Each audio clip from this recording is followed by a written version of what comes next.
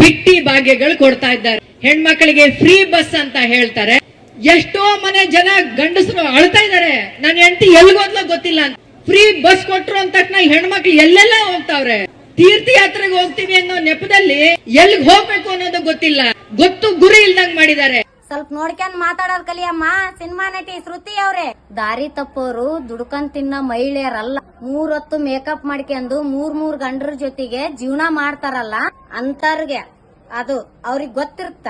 ಅವ್ರ ದಾರಿ ತಪ್ಪೋರು ನಾವಲ್ಲ.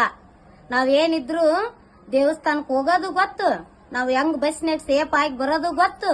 ಮುದುಕ್ಯಾರು ಇರ್ತಾರ, ಯುವತಿಯರು ಇರ್ತಾರ, ಅರ್ಯದ ಮಕ್ಳು ಇರ್ತಾರ. ದಾರಿ ತಪ್ಸೈಕ್ರಿ ಹಾಕಿ, ದಾರಿ ತಪ್ಪೋರ್ ನಾವಲ್ಲ, ದಾರಿ ತಪ್ಸ ಹೆಣ್ಣು ಹಾಕಿ ನೋಡ್ರಿ.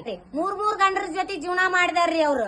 ನಮ್ಮಂತ ಗಂಡ್ರ ಜೊತೆ ಜೀವನ ಮಾಡಾರ. ನಾವ್ ಗಂಡ್ರ ಜೊತೆಗೆ ಒಬ್ಬರ ಜೊತೆ ಜೀವನ ಮಾಡ್ತೀವಿ. ನಾವು ನಮಗ್ ಬೆಲೆ ಐತಿ ಅಂತ ಸಿನಿಮಾ ನಟಿ 2,000 ರೂಪಾಯಿ ಹಾಕ್ತಾನ. ನಾವ್ ಅದರಿಂದ ನಮ್ ಜೀವನ, ನಾವು ಟಿವಿ ಪುಟ್ಟಿ ಜೊತೆಗೆ ನಾವ್ ಅಡ್ಗೆ ಮಾಡ್ಲಿಕ್ಕೆ ಬಂಗಾರ ಬೆಳ್ಳಿ ತೋರ್ಸ್ಕೊಂಡಾರ. ಆರಾಮಿಲ್ದಾರೆ ಎಷ್ಟೊಂದ್ ಜನಕ್ಕ ಸಾಲ್ಕ ಇವತ್ತು ಮನಿಗೆ ಎಷ್ಟೊಂದ್ ಹೆಲ್ಪ್ ಆಗೇತ್ರಿ. ನಿಮ್ಗೇನ್ ಗೊತ್ತ್ರಿ? ಗಂಡುಳಾರು ಇರ್ತಾರ, ದೇವದಾಸಿ ತಾಯಂದ್ರ ಇರ್ತಾರ.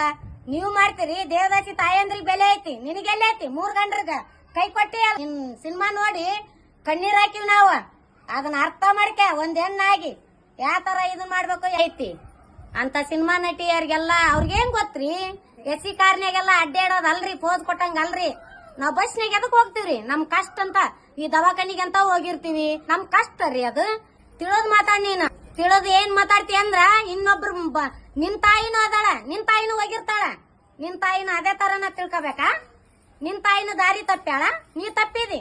ನಾವ್ ತಪ್ಪಿಲ್ಲ. ನೀನು ನಿನಗ್ ಸಿನಿಮಾ ಮಾಡಕ್ ಅಷ್ಟ ಲಾಯಕ್. ನೀನ ನಮ್ಮ ಬಡವ್ರ